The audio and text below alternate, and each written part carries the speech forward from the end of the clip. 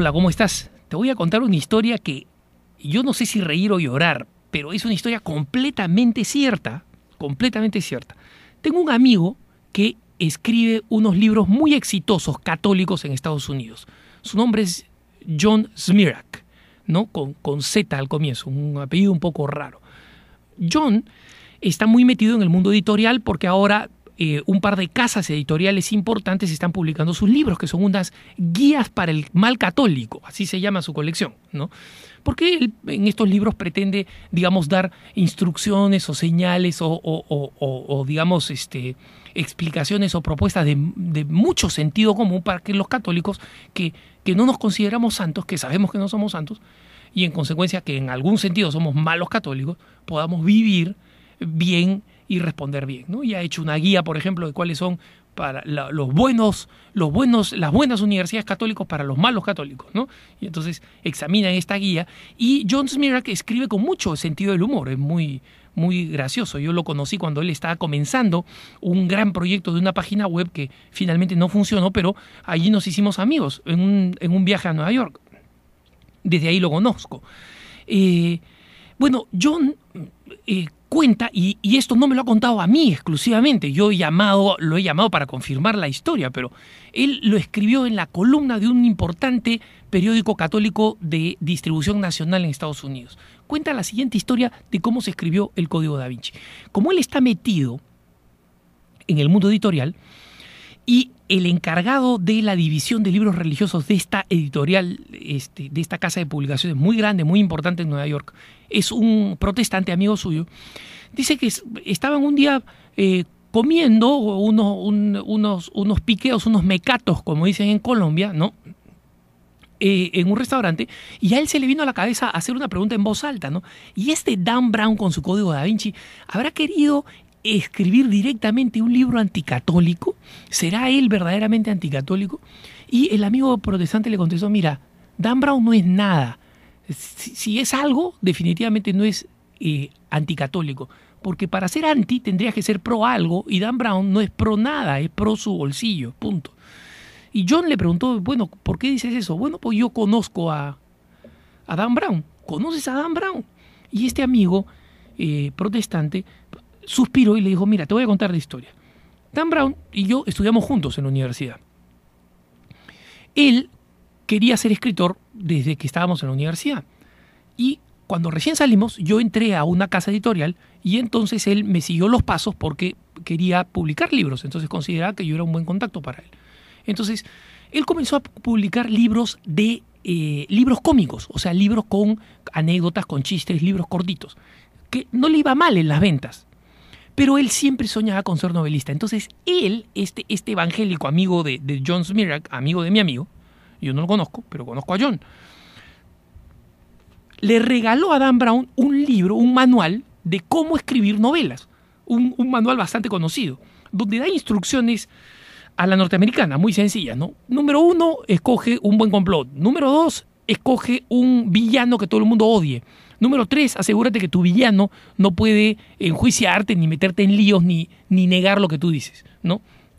Y entonces, según este amigo evangélico, Dan Brown comenzó a escribir sus primeras novelas con los clásicos villanos que podían ser odiados por todo el mundo. La Unión Soviética, después el Estado, pero cayó la Unión Soviética, el Estado ya no fue visto como malo porque después del 11 de septiembre era visto como el que defiende a los norteamericanos, se le fueron acabando los villanos y finalmente decidió que un buen villano era la Iglesia Católica, ¿no? Y él, en una reunión en la que estaba este protestante amigo de John Smirak y donde estaba un famosísimo y conocidísimo editor judío que norteamericano, que es judío practicante, de nombre y apellido judío reconocible, que no solamente nunca ha ocultado que es judío, sino que hace saber que todo el mundo es judío. Todo el mundo en el mundo editorial sabe que es judío, ¿no? Y este amigo protestante le contó a John Smirak la siguiente anécdota.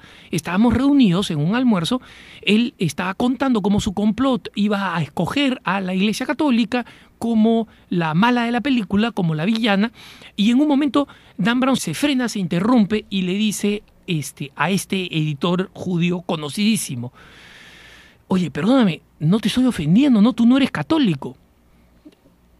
Y esta anécdota la cuesta, mira, así de perdido y ha estado Dan Brown respecto del tema religioso. Nunca ha sabido nada. Nunca ha sabido nada de religión. Nunca ha sabido nada que tenga que ver con religión. Y simplemente esta novela fue un accidente. Entonces, Joseph Smith le dice, un accidente. Esta novela que ha removido, irritado a tantos católicos, puesto en duda a varios católicos, angustiado a varios católicos, ¿es un accidente? Sí, le dice el amigo, es un accidente de 60 millones de copias, pero es un accidente, ¿no? 60 millones de copias vendidas en los distintos idiomas en todo el mundo, pero es un accidente. Como les digo, yo no sé si reírme o llorar, ¿no? Porque me parece pues patético que haya habido gente que se haya tomado esto en serio. Y claro, cuando son católicos confundidos, hay que responder, hay que contestar. Y yo he dado varias conferencias en parroquias tratando de iluminar, justamente de explicar, de ayudar a la gente, ¿no? A comprender mejor el tema.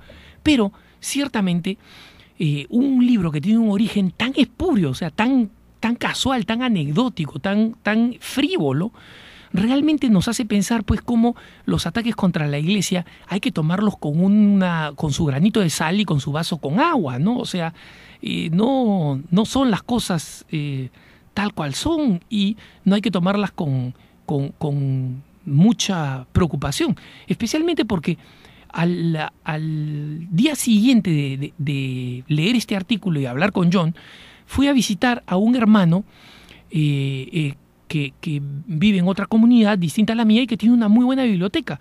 Entonces, revisando por su biblioteca, me encontré con que había un libro que en el lomo del libro decía el siguiente título: Jesús y la farsa de Manchuria. Tal cual. Entonces, comprenderán que un libro pues, que relaciona a Jesús con Manchuria llamó mi atención, mi curiosidad. Lo tomé y resulta que el libro es escrito por un católico que refuta un libro que en algún momento debe haber sido famoso en la década de los 50 o de los 60, escrito por un señor tal y cual, no me acuerdo del apellido, pero en el que decía que Jesús no había muerto en la cruz, sino que Poncio Pilato había escenificado su muerte, había sido curado con hierbas medicinales en lo que se considera su tumba, él movió la roca y finalmente decidió irse a Manchuria. Yo creí que había escuchado todo sobre Cristo, porque he escuchado que Jesucristo fue masón, egipcio, que fue un gurú indio. Esa nunca la había escuchado. Creo que me falta escuchar nomás que Jesucristo, porque que era extraterrestre, por supuesto, lo he escuchado 20 veces, ¿no? No he escuchado todavía que fuera inca, ¿no? Pero eso sería un poquito más difícil de demostrar, porque el imperio inca, pues, surgió más de 1000 años después de Jesucristo, pero no va a faltar el loco que venga con la idea, ¿no? Con la propuesta, pero que se fue a Manchuria, la verdad esa no la había escuchado, ¿no? Y claro, veo el impulso, el celo y la claridad mental que emplea el autor para refutar todas estas tonteras, pero ya ven ustedes cuál ha sido la mejor curación para la farsa de Manchuria: el tiempo, y demostrar que los católicos no tenemos por qué preocuparnos y que lo que tan proféticamente decía el autor de la Carta a los Hebreos es absolutamente cierto. Jesucristo es el mismo ayer, hoy y siempre. No se dejen engañar por doctrinas llamativas o extrañas. Que tengas un buen día.